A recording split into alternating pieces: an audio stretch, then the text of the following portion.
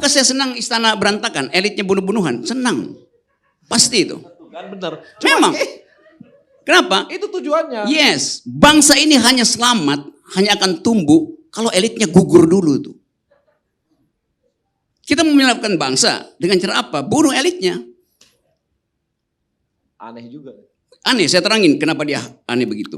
Dia jadi aneh karena setiap orang nggak bisa berkompetisi bebas karena elit ini pasang barrier to entry. Lah siapa Bang Yang pasang? namanya threshold 20%. Siapa yang pasang? Coba saya ulangi kalimat saya, coba diputar lagi. Ya, siapa yang pasang? Elit yang mana? Tahun berapa? Terus lagi, 2 kalimat lagi Anda terjebak nanti. Enggak, tahun berapa? Iya, terus lagi, kalimat terakhir Itu coba. aja, tahun berapa? Anda nggak tahu undang-undang yang masang threshold itu.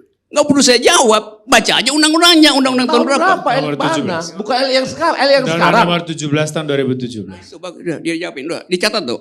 Catat baik-baik. Undang-Undang pemilu. Dan dicatat, disimpan di otak, jangan disimpan di toilet. Ngajar ilmu yang namanya hermeneutic of suspicion itu. Kita harus curiga pada sesuatu, apalagi kalau dia wilayah operasinya itu kekuasaan itu. Kan kalau dari awal kita ya disebut bahlil, Muhaimin segala macam. Kok tiba-tiba ada pengetahuan itu bahwa kalau perpanjang nanti kita ikut dapat rezeki itu. Mungkin itu awalnya tuh, lalu disodorkan pada Presiden Jokowi. Presiden juga diam-diam, ya boleh juga ya. Power tends to corrupt. Jadi lain kalau dari awal Pak Jokowi kasih hukuman pada mereka. Ini di menit-menit terakhir baru Pak Jokowi bilang oke, saya kasih kartu kuning. Kalau itu udah di depan gol tuh masih tinggal nendang itu. Ngapain dihalangi itu kan?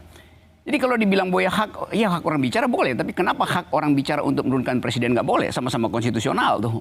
Kan bicara doang itu kan.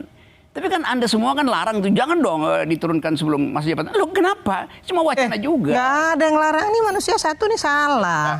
Demokrasi mengatakan bahwa orang boleh melakukan demonstrasi. Nggak ada yang larang. Saya suka demonstrasi boleh, itu sah secara hukum. Nggak ada yang larang. Kalau dia bilang dilarang, nggak akan ada demonstrasi kemarin.